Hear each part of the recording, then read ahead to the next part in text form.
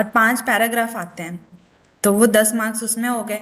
Paragraph में 10 marks आपके हाथ में है। मैथ के जो भी क्वेश्चंस है वो आपके हाथ में है। तो वो हम्म। उस पे थोड़ा सा फोकस करके मैथ के लिए, पता है मैं क्या करती थी, मैं कैसे, मेरा मैथ बहुत वीक था। अब तो थोड़ा स्ट्रांग हो गया है करते करते। मेरा मैथ बहुत वीक था और उसके लिए दिन में मुझे, दिन भर जो है मेरा माइंड नहीं लगता था मैथ की तरफ। तो मैं सुबह सुबह 2 बजे उठती थी। 2 बजे से 3 बजे तक, 2 बजे से 3 या फिर 4 बजे तक मैं उसको सिर्फ, स्टार्टिंग में मैं पहले मैथ ही सॉल्व करती थी। हम्म। तो उस तरीके से करते करते फिर क्या हुआ कि धीरे धीरे चीजें आने लगी, और सुबह का टाइम जो होता है हमारे लिए बहुत बेनिफिशियल होता है, माइंड बिल्कुल फ्रेश होता है। हम्म। तो इस तरीके से हम्म। सुबह ही मैंने शुरू कर दिया, जो कि सबसे बोरिंग चीज था मेरे लिए कि सुबह उठ करके, क्योंकि हम फ्रेश नींद से उठ रहे हैं तो नींद आने की संभावना नहीं है। दिन में करो हाँ। तो फिर नींद आता है। तो वैसे मैंने मैथ का किया था, मैथ सॉल्व किया था मैंने। हम्म। और इसके अलावा रीजनिंग। मैं हाँ। हाँ, मैंने भी अभी यही मेरा भी मैथ इतना अच्छा नहीं है अभी तक। हमारा संस्कृत मीडियम में पढ़े हैं तो बहुत ज्यादा मैथ कभी रहा ही नहीं है, इंग्लिश और मैथ का। तो ठीक। हमने क्या किया, मैथ का भी मैम वैसे तो बहुत कम ही क्लास हुई है अभी तक, 3 या 4 ही क्लास हुई है हमारी टोटल। हम्म। सैटरडे, फ्राइडे, सैटरडे, और उसमें भी छुट्टियां आ गई थी होली की, तो कट गए। हाँ। तो उसमें से हम ये कर रहे हैं, एक मदान करके एक है क्वेश्चन कि, तो उसके अंदर से जो भी मैम ने जैसे बताया है उसके अंदर से देख देख के हम कर रहे हैं, तो अभी जैसे आंसर आ रहे हैं ना तो हमको अच्छा लग रहा है कि अच्छा इस टाइप के भी आएंगे, इस टाइप के भी आएंगे। तो प्रैक्टिस मांग रहे हैं इसमें, और कुछ भी नहीं है।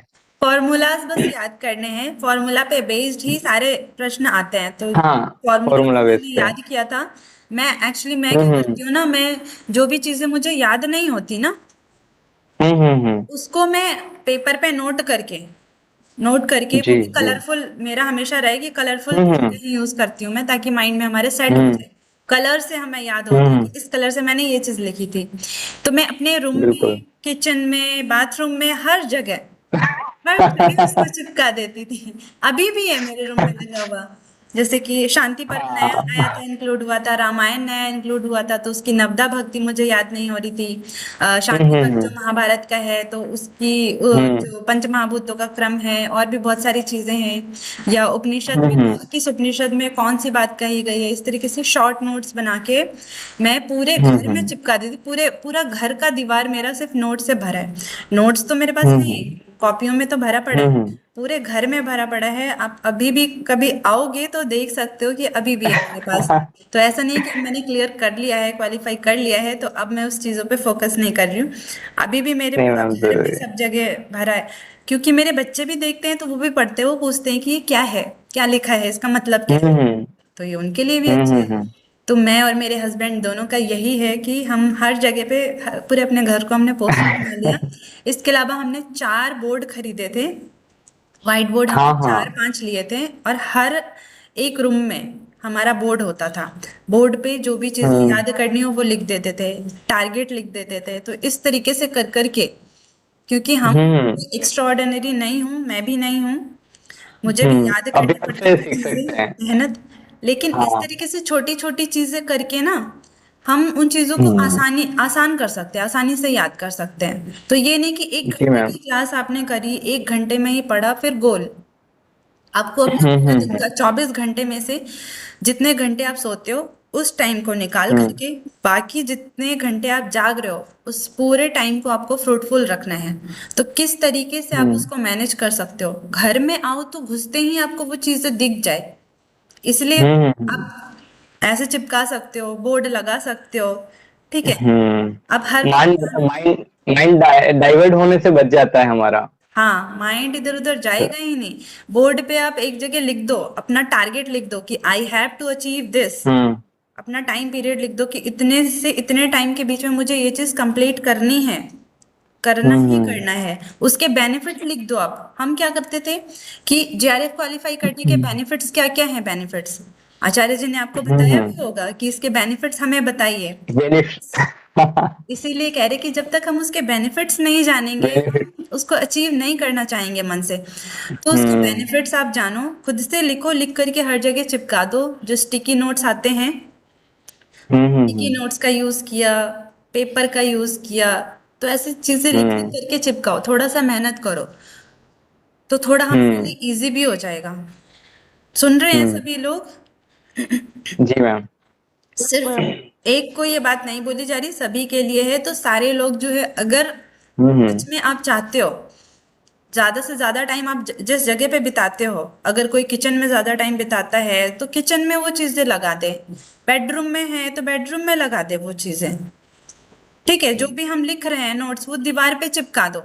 दीवार गंदा होगा हम्म कोई बात नहीं, फिर ठीक हो जाएगा। लेकिन इस तरीके से चीजों को करो ताकि डायरेक्ट आप सुबह उठते ही आपका फोकस वहां पे जाए। जो चीज आपको नहीं याद हो हम्म रही ना, सुबह उठते एकदम आंखों के सामने लगा दो, बेड के सामने, कि डायरेक्ट आपकी उठते नजर पड़े वहां पे, वो चीज आपको याद हो जाए। क्योंकि सुबह जब आंख खुलती है उस समय का टाइम हमारे लिए बहुत ही इंपॉर्टेंट होता है, बहुत ही हम्म ज्यादा इंपॉर्टेंट होता है, जो हम समझ भी नहीं सकते। और इसके ऊपर बहुत सारे रिसर्च हुए हैं, बहुत सारे इसके ऊपर वीडियोस भी आपने देखे होंगे कि सुबह का टाइम कितना इंपॉर्टेंट है। हम्म। सोते बिल्कुल मैम। सोते जब आप सो रहे हो, ठीक है, हम्म फोन में वीडियोस या फिर ऐसा कुछ चला दिया जो आपको नहीं याद हो रहा, वो सुनते सुनते आप सो गए। तो इससे क्या होता है, जब हम सो रहे होते हैं ना, तो नींद में आने की 3 से 5 मिनट तक हमारी बुद्धि की क्षमता बढ़ जाती है। ठीक है, हम जो भी हम्म चीजें सुनते हैं ना, वो ऑटोमेटिक हमारे ब्रेन में फिक्स हो जाती है। और जब हम उठ रहे होते हैं, उठने से पहले का पांच हम्म मिनट वो भी हमारे लिए बहुत हम्म इंपॉर्टेंट होता है। तो ये चीज मैंने हम्म जो है वो मैंने प्रैक्टिकल भी किया है, अपनी बेटी के ऊपर किया है, कि उसके उठने के पहले उसके उठने का टाइम हो रहा है, तो उसके उठने से कुछ मिनट पहले मैंने कुछ ऐसे भजन लगा दिया जो उसने कभी नहीं सुना है। ऐसा भजन लगाया जो उसने हम्म कभी नहीं सुना है। फिर जब वो उठी उठी फ्रेश हुई, वॉशरूम गई, मैं उसे नहला रही थी, तो अचानक से उसने एक दो लाइन वो गा दी, जो मैंने लगाया हम्म था वो उसने गा दिया। मैंने उससे दोबारा हम्म पूछा कि क्या गाया तुमने, तो वो भूल गई। तो इससे हमें ये चीज प्रूफ होता है कि ये टाइम सोने और जागने का कितना इम्पोर्टेंट है। तो अगर हम्म जागने से पहले हमारा माइंड जो होता है, बहुत उसकी क्षमता बहुत बढ़ जाती है, तो उस वक्त हमारे दिमाग में बहुत सारी चीजें जा सकती है, वो हम्म। बिल्कुल खुला हुआ होता है। बिल्कुल तो ये मैंने सच में ऐसा प्रैक्टिकल किया है, तभी मैं बता रही हूँ। तो ऐसा एक्सपीरियंस आप लोग भी कर सकते हो। ठीक बिल्कुल है, मैम। भगवत गीता हम्म अगर नहीं याद हो रहा तो भगवत गीता के मंत्र लगा दिए अपने। आप उठने के पहले अपने मम्मी पापा को या घर में जो भी हो उसको बोल दो कि मेरे जो उठने का टाइम है इसकी 5-10 मिनट पहले आप ये चीज लगा दो। ठीक है, ताकि वो सुनते सुनते मेरी नींद खुले। सोते वक्त आप बजा हम्म करके छोड़ दो। ठीक है, हम्म। तो इस तरीके से आप कर सकते हो, जो आपके लिए बहुत ही ज्यादा हेल्पफुल रहेगा। जो कि मेरा खुद का बिल्कुल एक्सपीरियंस सही है। है। सही कहा। हाँ आंटी, 1 मिनट, मिल गई थी। ठीक है, तो बहुत सारी बातें हो गई आज। अब क्लास को शुरू हम्म। करते हैं। जी। ये भी बताना जरूरी है, ताकि हमारे एक्सपीरियंस से ही तो दूसरे लोग भी सीखेंगे। जी। तो आज है हमारा तीसरा भृगुवल्ली। ठीक है, हम्म। तैत्तिरीय उपनिषद में 3 वल्लियां हैं, कौन कौन सी? शिक्षावल्ली, हाँ, शिक्षावल्ली, ब्रह्मानंदवल्ली और भृगुवल्ली। ठीक है। कोई बता सकता है, रिया जी, शिक्षावल्ली में कितने अनुवाक हैं? मैम 12। Very good. और ब्रह्मानंदवल्ली में? मैम उसमें 9। Very good. और भृगुवल्ली में? इसका नहीं पता। 10 अनुवाक है। 10 अनुवाक। हम्म। जी, मनीषा जी आप भी बीच में इंटरेक्ट करते रहिएगा, कहीं पे कुछ नहीं समझ में आए तो फिर आप पूछ सकते हो। ठीक है, तो भृगुवल्ली शुरू कर रहे हैं। इसका जो प्रथम अनुवाक है, इसमें भृगु नाम के एक ऋषि होते हैं। ठीक है, एक छोटी सी कहानी है हम्म। पहले तो, कि भृगु नाम के एक ऋषि होते हैं और उनके पिता होते हैं वरुण। कौन होते हैं? वरुण। वरुण। ठीक है, वरुण जो है होते हैं वो बहुत ही ज्ञानी होते हैं, हम्म ब्रह्म ज्ञानी होते हैं। तो भृगु जो है वो अपने पिता के पास जाते हैं, उनको सादर प्रणाम करके उनसे निवेदन करते हैं, आग्रह करते हैं कि मुझे ब्रह्म विद्या का उपदेश कीजिए। आप तो ब्रह्म ज्ञाता हो, तो ब्रह्म क्या है, ब्रह्म विद्या क्या है, इसके बारे में आप मुझे भी बताओ, मैं भी जानना चाहता हूँ। तो हम्म महर्षि वरुण ने उनको ब्रह्म के बारे में बता दिया, ठीक है, कि ब्रह्म क्या है। लेकिन भृगु को समझ में नहीं आया, महर्षि भृगु को समझ में नहीं आया। तो फिर महर्षि वरुण ने सोचा, उनके पिता ने सोचा कि ऐसा नहीं करना चाहिए, जो मैंने बता दिया एक्चुअली में ब्रह्म को प्राप्त करने के लिए, ब्रह्म ज्ञान को प्राप्त करने के लिए सबसे पहले उसके योग्य होना जरूरी है, उस लायक होना जरूरी है। तो उन्होंने बोला कि तुम जाओ और तुम तप करो, तप के द्वारा ब्रह्म को जानो और फिर मुझे बताओ। तो भृगु गए, उन्होंने तप किया, तप करके आए तो हम्म उन्होंने जाना कि अन्न ही ब्रह्म है।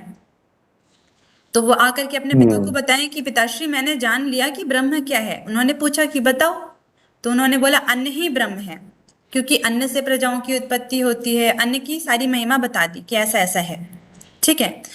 तो वरुण थे, उन्होंने बोला कि नहीं, मैं सेटिस्फाइड नहीं हूं, अभी तुम्हें और जानने की आवश्यकता है। ये नहीं बोले कि ये ब्रह्म नहीं है, क्योंकि अन्न भी ब्रह्म ही है। तो उन्होंने बोला कि अभी तुम्हें और जानने की आवश्यकता है। तो वो फिर से गए, फिर से उन्होंने तप किया, फिर से उन्होंने ये खोज किया कि प्राण ही ब्रह्म है, क्योंकि प्राण से ही सारे मनुष्य जीवित रहते हैं। तो इस प्रकार से उन्होंने जाना, वो फिर से अपने पिता के पास आए, फिर उन्होंने बताया कि मैंने जान लिया है कि ब्रह्म क्या है। उन्होंने पूछा बताओ, तो भृगु बोलते हैं कि प्राण ही ब्रह्म है, क्योंकि प्राण की ऐसी ऐसी महिमा है। तो महर्षि वरुण ने बोला कि नहीं, अभी भी मैं सेटिस्फाइड नहीं हूँ, ठीक है ब्रह्म है, लेकिन ब्रह्म जो है वो और क्या है, उसको उस रूप में जानो जिस रूप में है वो। तो फिर से वो गए, फिर से तप किया, फिर से आए, तो फिर उन्होंने मनोमय कोश के बारे में बताया, मन के बारे में बताया कि मन ही ब्रह्म है। फिर उन्होंने फिर से उनको भेजा तप करने के लिए, फिर से तप किया, फिर उन्होंने बोला कि विज्ञान ही ब्रह्म है। तो महर्षि वरुण ने सोचा कि हाँ, वरुण ने सोचा कि अच्छा अब ये बहुत पास पहुंच चुका है, थोड़ी सी मेहनत की और जरूरत है। तो इन्होंने बोला कि अभी और बाकी है तुम्हें जानना। तो वो गए, फिर से उन्होंने तप किया और अल्टीमेट उन्होंने जाना कि आनंद ही ब्रह्म है, क्योंकि ब्रह्म आनंद स्वरूप है और हमारी आत्मा भी आनंद स्वरूप है। तो ब्रह्म आनंद ही ब्रह्म है। फिर जब वो आए और उन्होंने उन्होंने महर्षि अपने पिता को, वरुण को बोला कि मैंने जान लिया है कि ब्रह्म क्या है, आनंद ही ब्रह्म है। तो उन्होंने बोला कि हाँ, अब तुमने ब्रह्म को जान लिया है, ठीक है। तो इस प्रकार से महर्षि भृगु ने ही पंचकोशों की खोज करी थी। तो अगर ये प्रश्न आता है जैसे कि पंचकोशों का और जगह पे वर्णन है, हमने ब्रह्मानंद वल्ली में भी पंचकोशों के बारे में पढ़ा, पक्षी के रूप में हम्म कल्पना करके पंचकोशों की क्या अवधारणा है, क्या महिमा है, और पक्षी के रूप में किस प्रकार से हम पंचकोशों को देखते हैं। तो अगर एग्जाम में आता है कि पंचकोशों की अवधारणा का वर्णन किस में है, किस उपनिषद में है, या फिर तैत्रीय उपनिषद की किस वल्ली में है, तो ऑप्शन दे दे, अगर भृगु वल्ली भी दे दे और ब्रह्मानंद वल्ली भी दे दे, दोनों दे दे, तो हमें हम्म भृगु वल्ली लगाना है, ठीक है।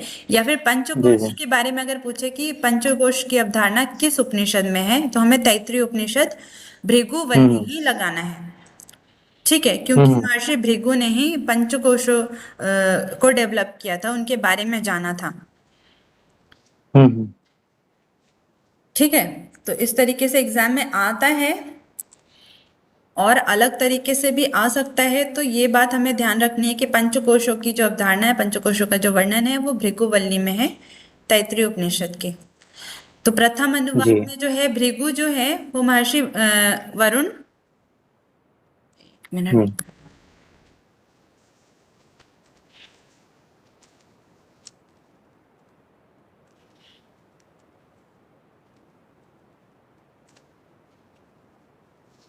महर्षि भृगु अपने पिता वरुण के पास जाते हैं। महर्षि भृगु को वारुणी भी कहा गया है, वरुण का पुत्र होने के हम्म कारण वारुणी, ठीक है। तो ये भी हमें ध्यान रखना है। भृगु यानी वारुणी अपने पिता वरुण के पास गए और बोले कि भगवान मुझे ब्रह्म का उपदेश करें, ब्रह्म क्या है, ब्रह्म के बारे में बताएं। तो महर्षि वरुण कहते हैं कि अन्न, प्राण, चक्षु, श्रोत्र, मन और वाणी, ये सब ब्रह्म की प्राप्ति के साधन हैं, इनके द्वारा ही ब्रह्म को प्राप्त करो। अन्न ब्रह्म की प्राप्ति का साधन है। अन्न कैसे? क्योंकि हम जैसा अन्न खाते हैं वैसा ही हमारा मन होता है। इसीलिए कहते हैं कि हमें सात्विक भोजन खाना चाहिए, सात्विक आहार करना चाहिए, ताकि हमारा मन भी सात्विक हो। ये भी एक्सपीरियंस मैं आपको एक बार शेयर करती हूँ, अपना एक एक्सपीरियंस अन्न को लेकर के। अपने एग्जामिनेशन प्रिपरेशन के थ्रू जो मैंने एक्सपीरियंस किया है कि जब मैं पढ़ रही थी, प्रिपरेशन कर रही थी जब एग्जाम का, तो उस वक्त जो है ऑब्वियसली योग का सब्जेक्ट पढ़ रही हूँ तो मन तो सात्विक ही होगा।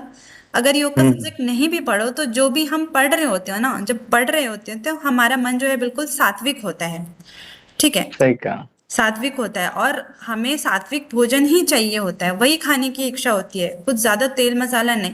तो क्या हुआ कि मुझे बिल्कुल हल्का, जैसे खिचड़ी हो गई, मूंग की दाल हो गई और बिल्कुल उबला हुआ भोजन हो गया, ऐसा खाने का मन करता था। तो मैं ऐसा ही भोजन करती थी।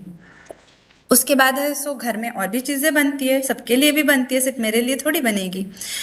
तो और लोगों के लिए भी बनती है, तो कभी पूरी बन गई, कभी ये बन गया, कोई फेस्टिवल आया तो वो बन गया। तो उसको खाने के बाद है ना, क्या होता था कि मेरा पढ़ने में मन ही नहीं लगता था। मेरा मन चंचल हो जाता था, भागने लगता था, क्योंकि मैंने रासिक भोजन किया है। और रासिक जो भोजन है, रजस गुण जो है वो चंचल होता है, तो वो मेरे ऊपर हावी हो जाता था। तो मेरे को पढ़ने में मन नहीं लगता था। तो मैं कहती थी कि मुझे सिंपल खाना ही चाहिए, मुझे आप खिचड़ी ही दे दो, सारा दिन मुझे खिचड़ी ही खिलाओ, मैं तैयार हूँ खाने को, लेकिन मुझे ऐसा राजसिक भोजन नहीं चाहिए, तेल मसाले वाला नहीं चाहिए। मेरा मन नहीं लगता, फिर पढ़ने में मन भागता है।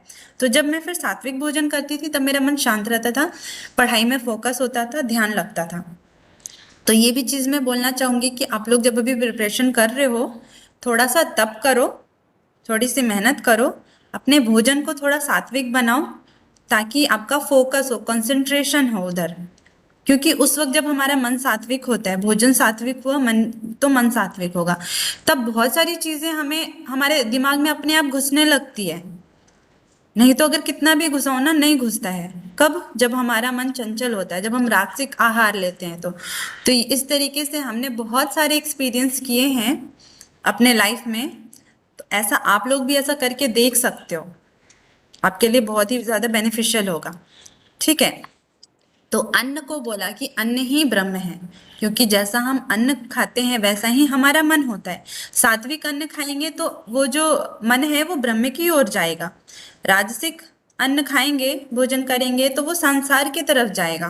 तो इसीलिए बोला अन्न ब्रह्म है, प्राण ब्रह्म है, चक्षु भी ब्रह्म है, श्रोत, मन, वाणी, ये सब ब्रह्म प्राप्ति के साधन है। इनके द्वारा ही हम ब्रह्म को प्राप्त कर सकते हैं। मन के द्वारा चिंतन करके, कानों से अच्छा सुन करके, आंखों के द्वारा अच्छी चीजें देख करके, साधु जनों के दर्शन करके, प्राण के द्वारा प्राणायाम करके, वाणी के द्वारा परमात्मा का गुणगान भजन कीर्तन करके, है ना।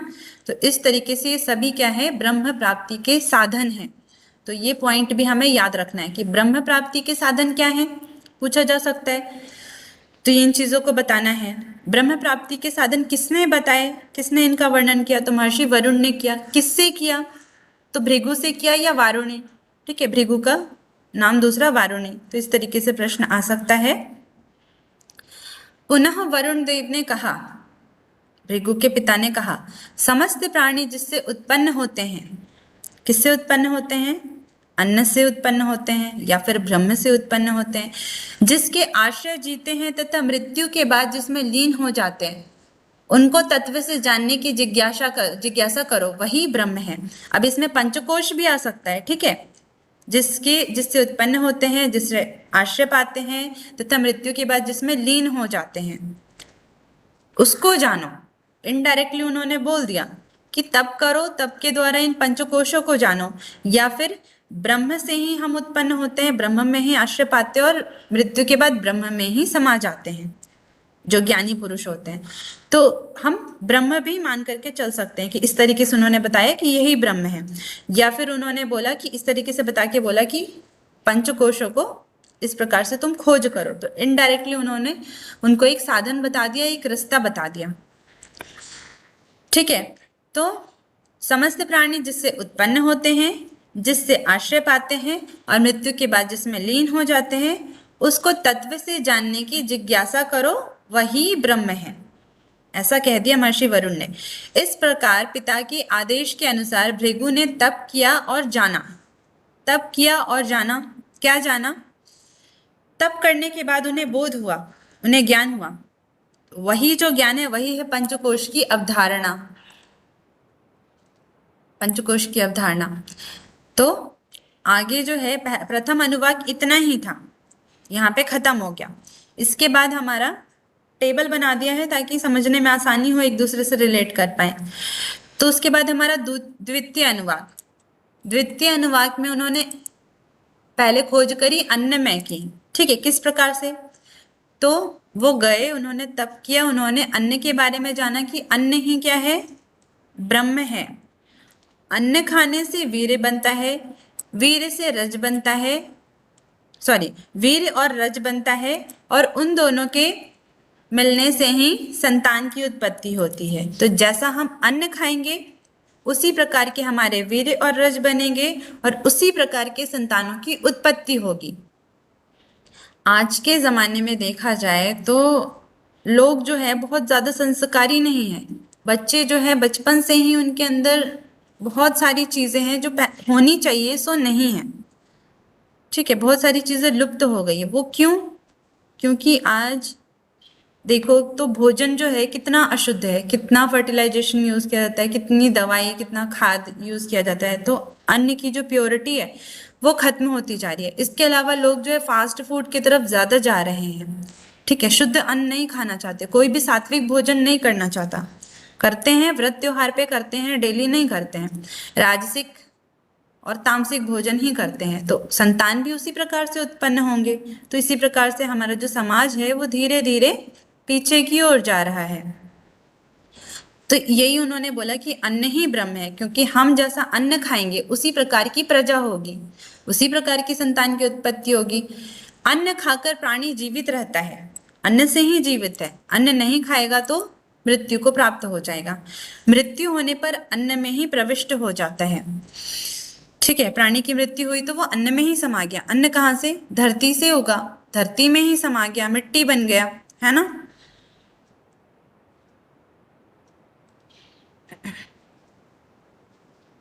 तो इस प्रकार से अन्न की व्याख्या करी उन्होंने। तो अपने पिता को इतनी व्याख्या कर दी अन्न के बारे में, अन्न की महिमा के बारे में। तो पिता ने क्या आज्ञा दिया? भृगु को पिता द्वारा पूर्ण समर्थन न मिलने पर उन्होंने पूछा, ब्रह्म क्या है? ब्रह्म का, कृपया मुझे ब्रह्म का बोध कराएं। उनको ऐसा लगा कि पिता जो है वो पूर्ण तरीके से समर्थन नहीं कर रहे हैं कि हाँ यही ब्रह्म है। वो कह रहे कि तुम और जानो। तो उन्होंने पिता से ही पूछ लिया कि फिर आप मुझे ही बता दो कि ब्रह्म क्या है, मुझे ब्रह्म का ज्ञान दीजिए। तो पिता ने कहा कि तप करो, तप से ब्रह्म को जानो, तप ही ब्रह्म है। अल्टीमेट तप ही ब्रह्म है, तप से ही हम ब्रह्म को जान सकते हैं। इस प्रकार से पिता ने आज्ञा दी। तो आगे तृतीय अनुवाक। तीसरे अनुवाक में फिर से वो गए, जब उन्होंने तप किया तो उन्होंने जाना कि प्राण ही ब्रह्म है। तो तृतीय अनुवाक में प्राणमय कोश का वर्णन है, ठीक है। तो कहते हैं कि प्राण ही ब्रह्म है। किस प्रकार से? सभी प्राणी प्राण से उत्पन्न होते हैं, यानी कि जो जीवित है, जीवित प्राणी से ही तो प्राणी उत्पन्न होंगे, मृत प्राणी से तो प्राणी उत्पन्न नहीं होंगे। तो सभी प्राणी प्राण से उत्पन्न होते हैं, यानी कि जीवित प्राणी से उत्पन्न होते हैं, प्राण से ही जीवित रहते हैं। अगर शरीर में प्राण नहीं है तो क्या होगा? मृत्यु हो जाएगी। मृत्यु के बाद प्राण में ही प्रविष्ट हो जाते हैं। जो पंच प्राण है वो जो मुख्य प्राण है उसमें ही प्रविष्ट हो जाता है। तो मृत्यु के बाद क्या होता है? सारे प्राण जो विभाजित हैं वो मुख्य प्राण में ही प्रविष्ट हो जाता है और वो आत्मा के साथ मिलकर के फिर दूसरे शरीर में चली जाती है। तो इसीलिए कह रहे हैं कि मृत्यु के बाद प्राण में ही मनुष्य प्रविष्ट हो जाते हैं। इसके बाद क्या हुआ? जब भृगु ने पिता को ऐसा बताया तो भृगु को पिता द्वारा जब पूर्ण समर्थन नहीं मिला सेम, तो उन्होंने फिर ब्रह्म पूछा कि ब्रह्म क्या? फिर से उन्होंने पूछा ब्रह्म क्या है, ब्रह्म के बारे में बताएं। तो पिता ने बोला, फिर से बोला कि तप करो, तप के द्वारा ब्रह्म को जानो, क्योंकि तप ही ब्रह्म है। तो ये हमारा तृतीय अनुवाक था। चौथे अनुवाक में फिर से वो जब तप करके आते हैं तो वो जानते हैं कि मन ही ब्रह्म है। तो मन की व्याख्या करते हैं। किस प्रकार से? कि मन ही ब्रह्म है, मन से प्राणी उत्पन्न होते हैं, क्योंकि अगर अगर हमारा मन नहीं मिलेगा, हस्बैंड वाइफ का, स्त्री पुरुष का अगर मानसिक प्रेम नहीं होगा तो संतान की उत्पत्ति जो है नहीं हो सकती। ठीक है, तो इसीलिए मन से प्राणी उत्पन्न होते हैं। मन द्वारा प्राणी वस्तुओं का उपभोग करके जीवित रहता है। अगर हम किसी वस्तु का उपभोग ना करें तो भी हम जीवित नहीं रह पाएंगे। हमने अगर जन्म लिया है तो हम इन संसार की वस्तुओं का हम उपभोग करेंगे, तो किस प्रकार से? मन से ही करेंगे। जो हमें जो चीज अच्छी नहीं लगती, क्या वो उन चीजों का उपभोग हम करते हैं? किसी को करेला नहीं पसंद है खाना, वो करेला खा सकता है। अगर बोला जाए पूरी जिंदगी तुम करेला खा करके जीवित रहो, तो जीवित रह सकता है? नहीं रह सकता। तो इसीलिए मन के द्वारा प्राणी वस्तुओं का उपभोग करके जीवित रहता है और मृत्यु के बाद मन में ही समा जाता है, क्योंकि उसका मन ही समाप्त हो गया। मन समाप्त हो गया अर्थात वो मृत हो गया, और मृत्यु के बाद उसका मन जो है वो समाप्त हो गया। तो क्या हुआ? जब मनोमय कोश की खोज करी उन्होंने, फिर भी उनको पिता का समर्थन नहीं मिला। पिता ने फिर से यही बोला कि तप करो, तप के द्वारा जानो ब्रह्म को। तो फिर से वो गए, फिर उन्होंने तप किया, फिर उन्होंने जाना कि विज्ञान ही ब्रह्म है। तो विज्ञान में कोश की खोज करी। तो 5वें अनुवाक में कहते हैं कि विज्ञान ही ब्रह्म है, विज्ञान ही जीवात्मा की चेतना है। मीटिंग एंड हो जाएगा तो फिर से रिज्वाइन कर लीजिएगा, ठीक है, 5 मिनट में। तो कह रहे हैं कि विज्ञान ही जीवात्मा की चेतना है। विज्ञान यानी कि ज्ञान। जीवात्मा क्या है? ज्ञान स्वरूप ही है, ठीक है। और जीवात्मा जब शरीर में जब तक नहीं आएगा, शरीर में चेतना नहीं होगी, तो इसीलिए विज्ञान ही जीवात्मा की चेतना है। समस्त प्राणी चेतन रूपी जीवात्मा से उत्पन्न होते हैं। शरीर में अगर आत्मा नहीं है तो क्या वो शरीर जीवित माना जाएगा? नहीं माना जाएगा, क्योंकि उसमें जीवात्मा रूपी अगर चेतना ही नहीं है तो वो अचेतन शरीर वो किसी काम का नहीं होता, उसको नष्ट कर दिया जाता है। तो समस्त प्राणी चेतन रूपी जीवात्मा जो कि विज्ञान है, जीवात्मा क्या है? ज्ञान स्वरूप है, विज्ञान स्वरूप है। तो जीवात्मा से उत्पन्न होते हैं। जीवात्मा से यानी कि विज्ञान से जीवित रहते, आत्मा के द्वारा ही वो जीवित है। जब तक शरीर में आत्मा है तब तक वो जीवित है। मृत्यु के बाद विज्ञान में ही समा जाते हैं, यानी कि आत्मा जो है वो सारे इस शरीर में किए हुए सारे संस्कारों को अपने साथ लेकर के चली जाती है, ठीक है। तो मृत्यु के बाद विज्ञान में ही समा जाते हैं, यानी कि एक आत्मा ही रह जाती है। आत्मा शरीर से निकल जाती है तो शरीर की मृत्यु हो जाती है, और इस शरीर के सारे संस्कार आत्मा अपने साथ लेकर के, अपने साथ मन को, अपान वायु को और सारे संस्कारों को लेकर के फिर वो दूसरे शरीर में प्रविष्ट करती है। मनुष्य का अंत होने पर मन, प्राण, इंद्रिय आदि जीवात्मा में ही समा जाते हैं। क्या होता है कि मृत्यु के बाद जब मनुष्य का अंत होता है तो मन, प्राण, समस्त इंद्रियां आदि जीवात्मा में ही समा जाती है, ठीक है। तो इस प्रकार से उन्होंने जाना। तो पिता ने फिर से बोला, फिर से उन्होंने समर्थन नहीं किया और बोला कि अभी और जानो, तब करो, अभी तुम पूर्ण रूप से ब्रह्म को नहीं जान पाए। तो फिर 6ठे अनुवाक में वो जाते हैं और उन्होंने आनंद को जाना कि आनंद ही ब्रह्म है। तो इस विषय में कहते हैं कि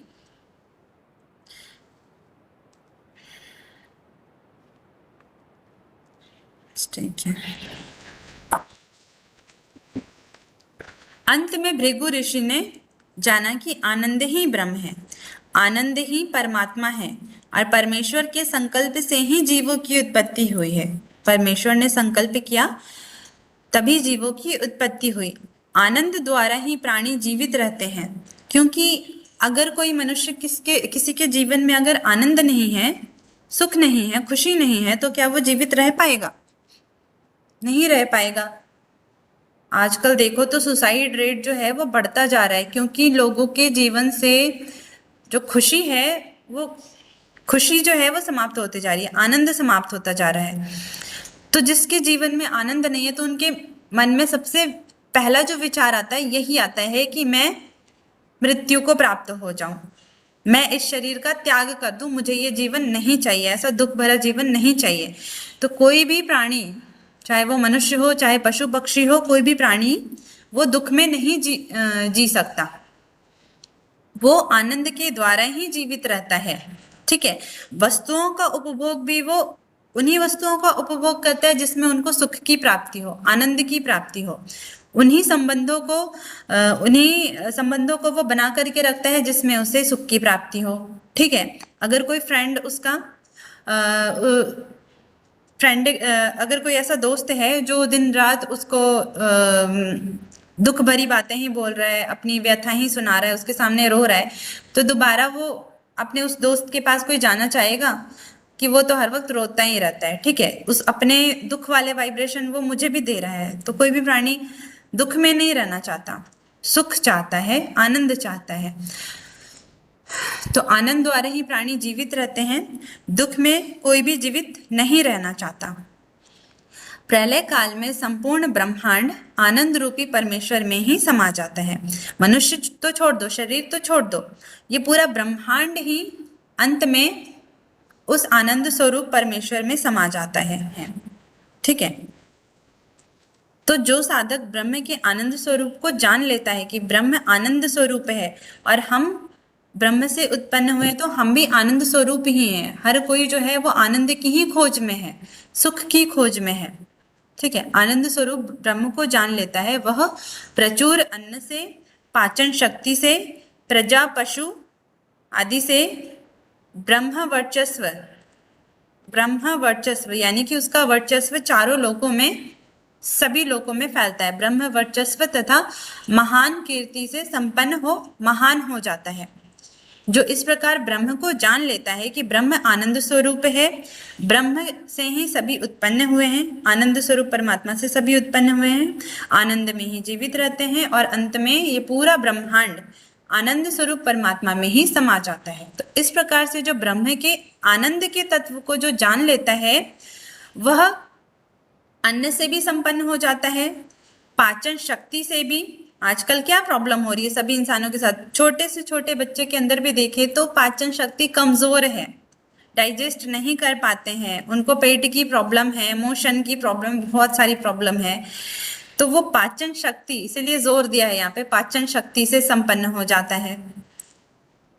ठीक है, प्रजा पशु से, प्रजा यानी कि संतानों से संपन्न होता है, पशु यानी कि जिसके पास पशु है, गाय है, घोड़े हैं, उसको भी संपन्न माना जाता है।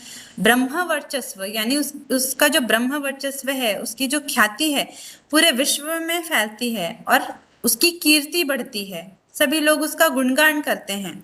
तो ऐसे जो समृद्ध पुरुष है उसके तो सब गुणगान करते ही हैं और वो महान हो जाता है। ठीक है, तो इस प्रकार से बताया गया हमारा 6 अनुवाक में पंचकोशों की अवधारणा बताई गई। इतना करने के बाद वो अन्न की महिमा बताते हैं।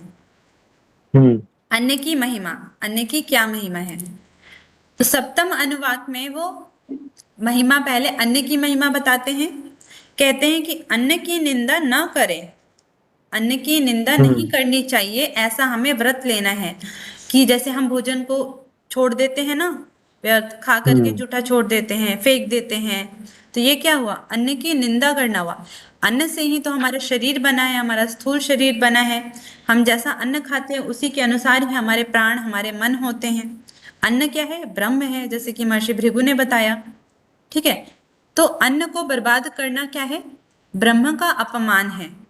तो ये योग जो है एक तरीके से जीवन जीने की कला है। इसकी जो सारी बातें हैं सिर्फ पढ़ने के लिए नहीं है। इसको जब तक आप अपने जीवन में नहीं उतारोगे ना, आप योग को नहीं समझ सकते। हम भी जो है वो योग को सिर्फ पढ़ते नहीं, अपने जीवन में उसको जीते हैं, उस तरीके से सारी चीजें करते हैं और भी चीजें करने की कोशिश करते हैं। तो आप लोग भी ऐसा जो है वो करने की कोशिश कीजिए। एक एक प्रण सभी लोग लीजिए, जो आपके अंदर जो कमी है उस चीज को आप नहीं करोगे, ऐसा प्रण लीजिए। ठीक है, ऐसा कर सकते हो आप लोग। तो अन्न की महिमा के बारे में कह रहे हैं कि अन्न की निंदा नहीं करने का हमें व्रत लेना चाहिए, कि हम कभी अन्न का अनादर ना करें, अन्न को बर्बाद ना करें। ठीक है, प्राण ही अन्न है और शरीर उस अन्न का भक्षण करने वाला है। अब ये यहाँ पे क्या कहें, अन्न का मतलब जो भोजन जो हम खा रहे हैं, दाल चावल रोटी सब्जी, क्या वही अन्न है? नहीं, इसके अलावा प्राण भी शरीर का अन्न है, शरीर का भोजन है। प्राण अगर हम नहीं ग्रहण करेंगे तो हम जीवित नहीं रह सकते। इसीलिए इन्होंने बोला कि प्राण ही अन्न है और शरीर उस अन्न का भक्षण करने वाला है। शरीर उस प्राण रूपी अन्न का भक्षण करता है, ग्रहण करता है। ठीक है, बाहर की वायु को हम, ऑक्सीजन को हम अपने भीतर लेते हैं। वही ऑक्सीजन जो है हमारे अंदर अलग अलग प्राणों में विभक्त होकर के अलग अलग कार्यों को करता है। अगर वो प्राण हमारे अंदर नहीं जाए, कुछ सेकंड, कुछ देर अगर हम श्वास ना लें, तो हमारा शरीर जो है वो मृत्यु को प्राप्त हो जाएगा।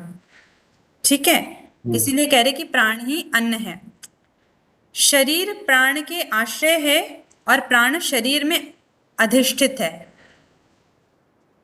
शरीर जो है प्राण के द्वारा ही जीवित है, प्राण में ही आश्रय प्राप्त कर रहा है, प्राण से ही वो बढ़ रहा है। बचपन से, बाल्यावस्था से युवावस्था, युवा से वृद्धावस्था, इस प्रकार से शरीर का जो ग्रोथ हो रहा है वो प्राण के कारण। प्राण नहीं है तो ग्रोथ रुक जाएगा, यानी कि शरीर की मृत्यु हो जाएगी। तो शरीर प्राण के आश्रय है और प्राण शरीर में ही प्रतिष्ठित है। इस प्रकार अन्न में ही अन्न प्रतिष्ठित है। अन्न को खाने से हमारा ये शरीर बना। ठीक है, शरीर जो है अन्न को तो खा रही है, प्राण का भी भक्षण कर रही है, प्राण भी एक अन्न है। तो कह रहे कि अन्न में ही अन्न प्रतिष्ठित है, अन्न में ही अन्न प्रतिष्ठित है, या अन्न रूपी शरीर में प्राण रूपी अन्न प्रतिष्ठित है। ठीक है, तो ये कंफ्यूजिंग है थोड़ा सा। इस पॉइंट को, एग्जैक्ट इस पॉइंट को याद कर लेना है। ठीक है, कि पहले उन्होंने अन्न के बारे में क्या बोला कि प्राण ही अन्न है, क्योंकि शरीर प्राण का भक्षण करता है। शरीर प्राण के आश्रय है और प्राण शरीर में प्रतिष्ठित है। इसी प्रकार से अन्न में ही अन्न प्रतिष्ठित है। आ रहा है समझ में? Yes ma'am. हाँ मैम, ये जो भाषा लिखी है वो तो सरल ही है। हाँ, बस ये कॉन्सेप्ट जो इन्होंने जो दे रखे हैं कि अन्न को इस तरीके से बताया है, प्राण को इस तरीके से बताया है उन्होंने, तो ये तो जो बताया है उसको बस नई वैसे ही चीज है, रखना है, ध्यान रखना है। नई चीज है। क्या क्योंकि हमने कभी ऐसा सोचा? हमने कभी ऐसा सोचा कि ऐसा हो सकता है, ऐसा है? हाँ, नहीं सोचा, इसलिए भी काफी कंफ्यूज हो रहे हैं इसमें कि हाँ, बहुत सारे उपनिषद हैं, उनमें से किस बात का मिलन कहाँ पे हो रहा है, ऐसा तो बड़ा कंफ्यूज वाला होता है। इसलिए रटना भी होता है कहीं कहीं जगह, और धीरे धीरे समझ पाएंगे इसको। कुछ बिल्कुल। एक ब्रह्म जी। ज्ञानी ही ऐसी बातें कर सकता है, इस तरीके से बोल सकता है, जैसे कि महर्षि भृगु ने बोला, उन्होंने ब्रह्म को जाना इस प्रकार से, तभी वो इस प्रकार की अन्न की महिमा बता रहे हैं, बहुत ही गूढ़ बात बोल हाँ। रहे हैं। हम्म। हम तो मटेरियल में ही रहते हैं, इसलिए सारी चीजों का थोड़ा सूक्ष्म ज्ञान को प्राप्त करना बहुत तपस्या है ये भी।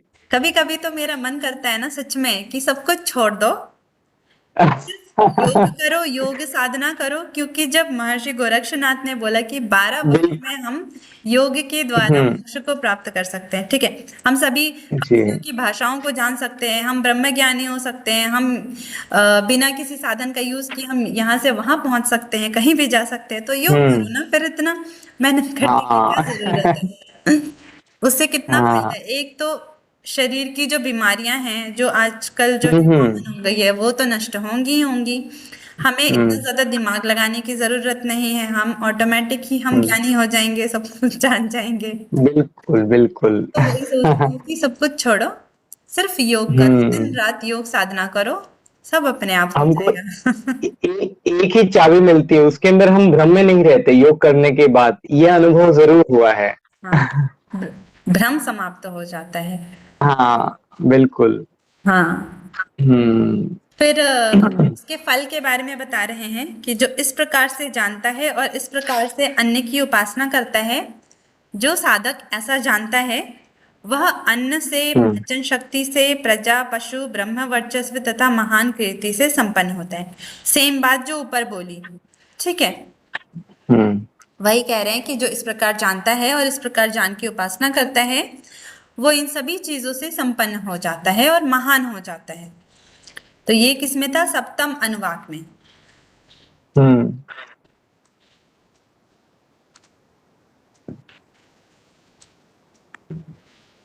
इसके बाद 8वें अनुवाक में कहते हैं कि अन्न का तिरस्कार नहीं करना व्रत है। फिर से उन्होंने क्या बोला कि अन्न का अपमान नहीं करना चाहिए, अन्न का हम कभी अपमान नहीं करेंगे, इस प्रकार से हमें व्रत लेना चाहिए और इस व्रत का पालन करना चाहिए। फिर कहते हैं कि जल ही अन्न है और तेजस यानी कि अग्नि जो है वो अन्न का उपभोग करने वाला है, भक्षण करने वाला है, क्योंकि अग्नि अग्नि अग्नि तत्व से ही जल तत्व उत्पन्न हुआ है। ठीक है, अन्न पीते हैं, सॉरी, जल पीते हैं हम, ठीक है, जल पीते हैं जिसकी वजह से हमारे जो वात पित्त कफ है वो बैलेंस होते हैं, शारीरिक जो धातुएं हैं वो बैलेंस होती है और जितने भी विषाक्त तत्व है वो हमारे शरीर से निकलते हैं और हमारी जो जठराग्नि है वो भी बैलेंस रहती है। नहीं तो जठराग्नि इतनी प्रदीप्त हो जाएगी, इतनी तेज हो जाएगी कि हमें ही जला देगी। ठीक है, तो इसीलिए जल ही अन्न है और जो अग्नि है, हमारे पेट में जो अग्नि है, जो तेज है, वो उस अन्न का भक्षण करने वाला है। जल में अग्नि और अग्नि में ही जल प्रतिष्ठित है। जल में अग्नि है क्योंकि जो बिजली जो बन रही है, जो करंट बन रहा है वो जल से ही बन रहा है। ठीक है, जल से ही बिजली बनी है, इसीलिए जल में अग्नि है और अग्नि में जल है क्योंकि अग्नि तत्व से ही जल तत्व उत्पन्न हुआ है, तो अग्नि में ही जल प्रतिष्ठित है। इस प्रकार अन्न में ही अन्न प्रतिष्ठित है। जल को भी अन्न बोल दिया, अग्नि को भी अन्न बोल दिया और कह दिया कि अन्न में ही अन्न प्रतिष्ठित है। ठीक है, तो इस प्रकार से हमें जानना चाहिए और सेम अगर जो इस प्रकार से जानता है उसका वही फल है कि वो अन्न से, पाचन शक्ति से, प्रजा, पशु, ब्रह्म वर्चस्व, कीर्ति से संपन्न होता है। फिर आगे 9वें अनुवाक में कह रहे हैं कि अन्न को बढ़ाएं, यह व्रत है। अन्न को बढ़ाएं यानी कि अन्न को हमें बढ़ाना चाहिए, अन्न का दान करना चाहिए। ठीक है, अन्नदान जो है बहुत बड़ा दान कहलाता है। भूखे को भोजन कराना बहुत बड़ी चीज है। तो अन्न को बढ़ाना ये व्रत है कि जो भी हमारे दरवाजे पे आएगा वो भूखा नहीं लौटेगा, जो भी हमसे मांग रहा है, भोजन मांग रहा है, उसको हम भोजन प्रदान करेंगे। फिर कहते हैं कि पृथ्वी ही अन्न है और आकाश पृथ्वी रूपी अन्न का आधार होने से अन्न का भोक्ता है। अब इन्होंने पृथ्वी और आकाश में ही कॉम्बिनेशन बना दिया, बोला कि पृथ्वी अन्न है, आकाश अन्न का भोक्ता है क्योंकि पृथ्वी का आधार है वो। पृथ्वी में आकाश और आकाश में पृथ्वी अधिष्ठित है। पृथ्वी नहीं है तो आकाश का कोई महत्व नहीं है। आकाश रूपी अगर आधार नहीं है तो फिर पृथ्वी के प्राणी जो है, पृथ्वी का कोई महत्व नहीं है। ठीक है, तो दोनों चीज ही आवश्यक है, इसीलिए पृथ्वी में आकाश और आकाश में पृथ्वी अधिष्ठित है। तो अन्न में ही अन्न प्रतिष्ठित है क्योंकि पहले ही बोल दिए कि पृथ्वी अन्न है और आकाश अन्न का भोक्ता है, तो अन्न में ही अन्न प्रतिष्ठित है। अब इसके गूढ़ तत्व को जानने के लिए पहले तो हमें योग साधना के द्वारा हमें इतना ज्ञान प्राप्त करना पड़ेगा। तो इस प्रकार से महर्षि भृगु ने बोला कि अन्न को हमें बढ़ाना चाहिए, उसका विस्तार करना चाहिए, अन्न का दान करना चाहिए। तो ऐसा जो साधक, ऐसा जो जानता है, जो ऐसा पालन करता है और इस प्रकार से उपासना करता है, वो उसका फल वही सेम फल ही बताए हैं कि ये फल उसको मिलता है। ठीक है, आगे 10वें अनुवाक में बोल रहे हैं कि घर आए अतिथि का तिरस्कार नहीं करना, ये भी क्या है? व्रत है। कि जो अतिथि हमारे घर आ रहा है तो उसकी सेवा करना व्रत है, उसको अन्न खिलाना, भोजन खिलाना हमारा कर्तव्य है। फिर कह रहे हैं कि जिस श्रेणी की श्रद्धा से अतिथि को भोजन कराएंगे वैसे ही अन्न की बढ़ोतरी होगी। तो 3 प्रकार की श्रद्धा हमने भगवत गीता में पढ़ी है। कौन कौन सी? श्रद्धा त्रय पढ़ा है हमने, श्रद्धा त्रय विभाग योग पढ़ा है किसी ने भगवत गीता में? नहीं पढ़ा? मनीषा जी, रिया जी, रवि जी, नहीं मैम, नहीं पढ़ा? मैम भगवत गीता ही नहीं पढ़ी है अभी।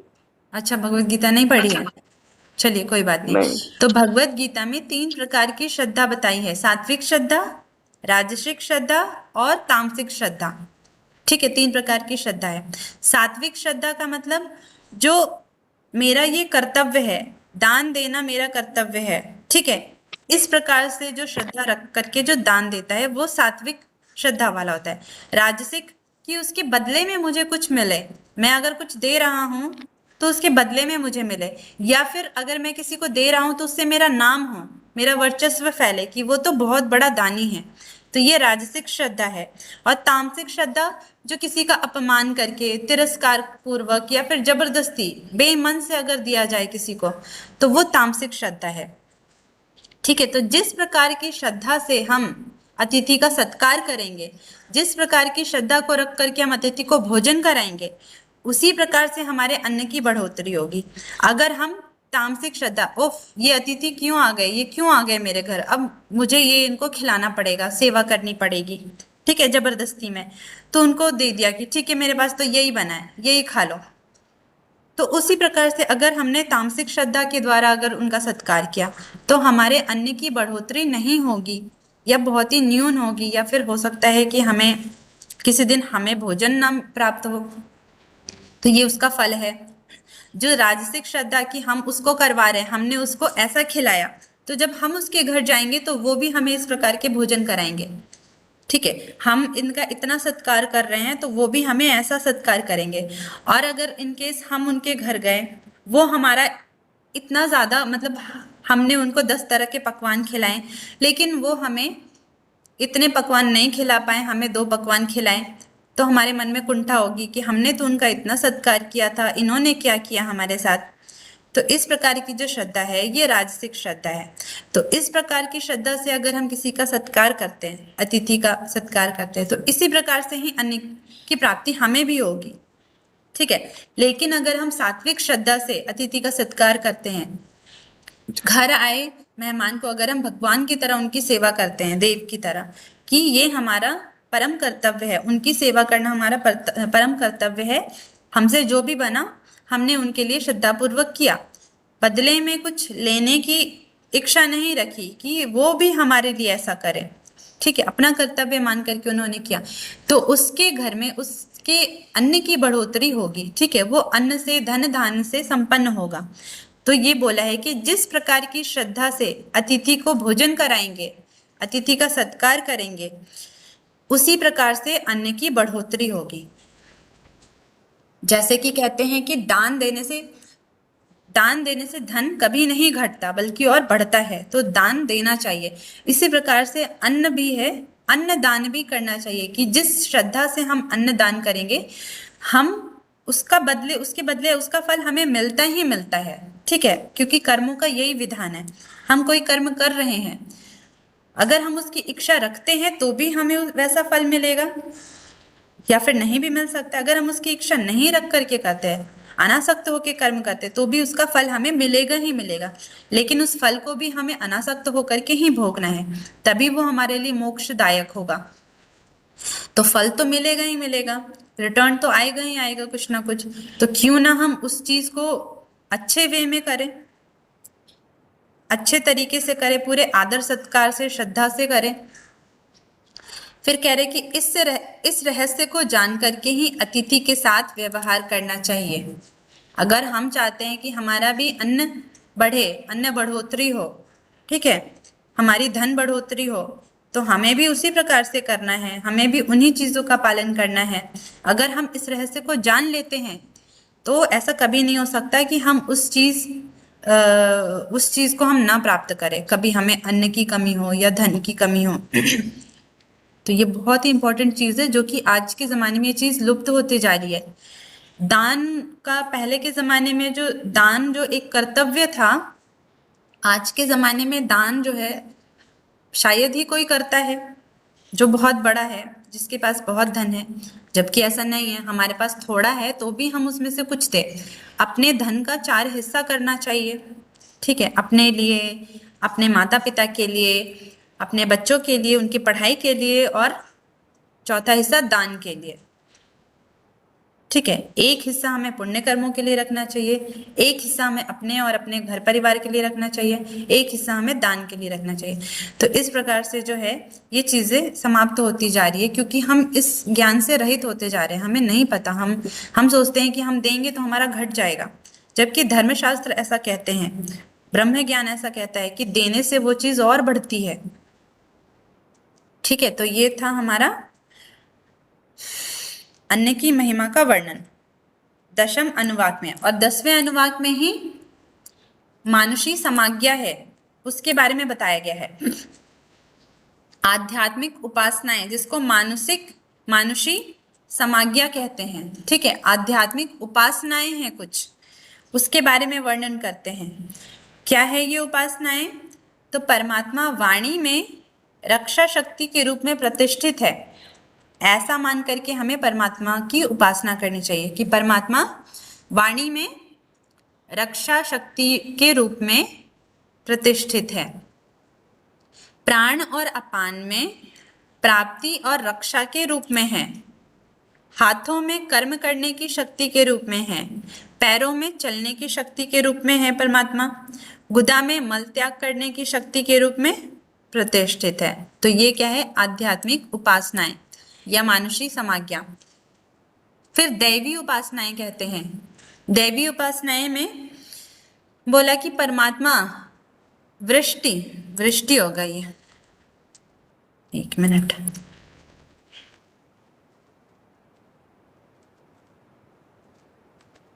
वृष्टि यानी कि वर्षा, ठीक है।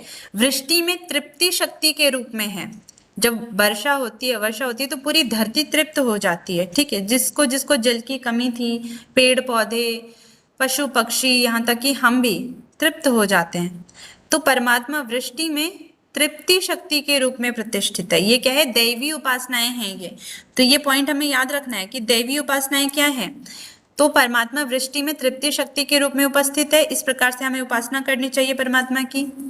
बिजली में बल यानी कि करंट के रूप में उपस्थित है। पशु में यश, अगर हमारे पास पशु है तो हमें कहते हैं कि जिसके पास बहुत पशु हैं वो यशस्वी है, यश वाला है। तो पशुओं में यश के रूप में प्रतिष्ठित है। ग्रह नक्षत्रों में ज्योति के रूप में प्रतिष्ठित है। ग्रह नक्षत्र क्या है? ज्योति वाली चीजें हैं, प्रकाश फैलाती हैं, तो ज्योति के रूप में प्रतिष्ठित है। उपस्थ में प्रजा उत्पन्न करने की शक्ति के रूप में है, ठीक है। उपस्थ यानी कि हमारे जेनिटल ऑर्गन, तो प्रजा उत्पन्न करने की शक्ति के रूप में है। वीर्य में अमृत तथा आनंद रूप है, जो हम मूलबंध लगाते हैं या फिर जो हम विपरीत करनी मुद्रा करते हैं, तो इस प्रकार से हमारे पेट में क्या है? हमारे सिर से अग्नि का श्राव होता है, ब्रह्मरंध्र से अग्नि का श्राव होता है। हम नॉर्मल जैसे खड़े हैं तो वो जो श्राव है, जो अमृत स्वरूप है, अमृत कहते हैं उसको, वो हमारे जठराग्नि में जाकर के भस्म हो जाती है, और इसी प्रकार से हम वृद्धावस्था को प्राप्त होते हैं, ठीक है। अगर हम उस अमृत की रक्षा करें, अगर हम उस अमृत को जठराग्नि में गिरने से रोकें, तो क्या होता है? हमारी आयु वृद्धि होती है और हमारा जो शरीर है वो बूढ़ा नहीं होता, ठीक है। हम शक्तिशाली होते हैं और हमारा जो शरीर है वो नष्ट नहीं होता। तो इस प्रकार से हमें हठ योग में पढ़ना है, तो जो कि हम जालंधर बंद के द्वारा करते हैं, या फिर जो ऑपोजिट पोस्चर है, जैसे कि शीर्षासन हो गया, सर्वांगासन हो गया, विपरीत करनी मुद्रा हो गई, इनके द्वारा हम करते हैं। तो उसी के द्वारा वीर्य की रक्षा होती है, और ब्रह्मचर्य पालन के द्वारा भी वीर्य की रक्षा होती है, जिसके द्वारा हमारा जो शरीर है वो नष्टता की ओर नहीं बढ़ता, वो अमृतत्व की ओर बढ़ता है। तो इसलिए बोला कि वीर्य में अमृत तथा आनंद रूप में प्रतिष्ठित है परमात्मा। आकाश में सभी का आधार बन करके स्थित है। आकाश क्या है? सभी के लिए छत है। किसी का घर नहीं है, अगर वो बाहर रोड पे रह रहा है तो आकाश उसका छत है। तो आकाश ही सबका आधार है, पूरी पृथ्वी का आधार है। तो ये जो उपासनाएं बताई, आध्यात्मिक उपासनाएं और दैवी उपासनाएं, ठीक है। अब उपासनाओं का फल बताते हैं। अच्छा, टाइम बहुत ज्यादा हो गया, तो आज हम इसको फिनिश कर लेते हैं, ठीक है। भृगुवल्ली को उपासनाओं का फल बताते हैं कि परमात्मा को प्रतिष्ठा मानकर की उपासना करनी चाहिए। परमात्मा को क्या मानकर?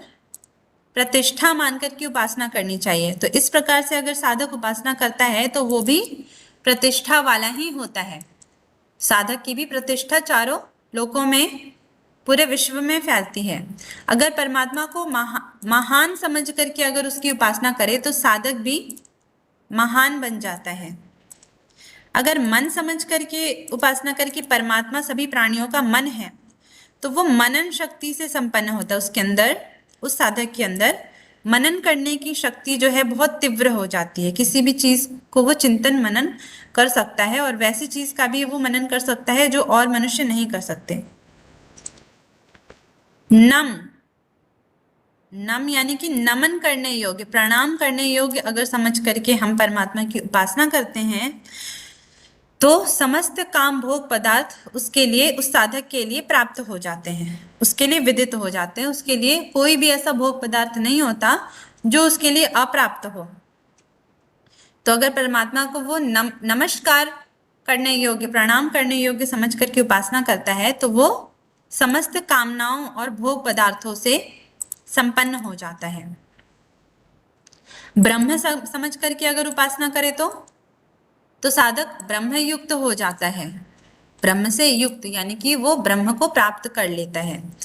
और अगर सबको मारने वाला अधिकारी है कि इस सृष्टि में जो भी मृत्यु को प्राप्त हो रहे हैं वो परमात्मा के द्वारा ही वो मारे जा रहे हैं, वो मृत्यु को प्राप्त हो रहे हैं, ऐसा समझ करके अगर हम परमात्मा की उपासना करें कि परमात्मा ही यम है, ठीक है, तो साधक के जितने भी शत्रु हैं उन सभी शत्रुओं का नाश होता है। जो उसका अहित चाहता है उसका अपने आप ही नाश हो जाता है। तो शत्रुओं का नाश हो जाता है जो परमात्मा को मारने वाला अधिकारी समझ करके उपासना करता है। मारने वाला अधिकारी कौन है? नॉर्मल हम यमराज को ही जानते हैं कि मृत्यु के देवता हैं, ठीक है। अतः इस प्रकार जो साधक जानता है वो अन्न में, प्राण में, मनो में, विज्ञान में और आनंद में आत्मा को प्राप्त हो करके इच्छानुसार भोगों वाला तथा सब लोकों में विचरता हुआ गायन यानी कि सामगान करता है। यानी कि उसका शरीर जो है नष्ट नहीं होता। आप समझ लो कि इच्छा मृत्यु की प्राप्ति हो जाती है उसको, ठीक है, और वो कहीं भी विजिट कर सकता है। और किस प्रकार से वो विचरता है? गायन करता हुआ, यानी ब्रह्म का गान करता हुआ, साम गान करता हुआ, वेदों का गान करता हुआ, ब्रह्म ज्ञान का गान करता हुआ वो सभी जगह विचरता है। यानी कि वो जहां जाता है वहां ब्रह्म विद्या को फैलाता है, ब्रह्म ज्ञान को फैलाता है, ठीक है। तो इस प्रकार से साधक जो है इन पांचों कोशों पे विजय प्राप्त करके, पांचों कोशों को जान करके और अपनी इच्छा के अनुसार, यानी जब तक वो जीवित रहना चाहे वो जीवित रहता है और इस सृष्टि में ज्ञान को फैलाता है, ज्ञान को बढ़ाता है, ठीक है। तो इस प्रकार से आज हमारा भृगुवल्ली जो है वो समाप्त हुआ और इसके साथ साथ ही हमारा तैत्तिरीय उपनिषद भी पूरा समाप्त होता है। इसके बाद हम छांदोग्य उपनिषद करेंगे।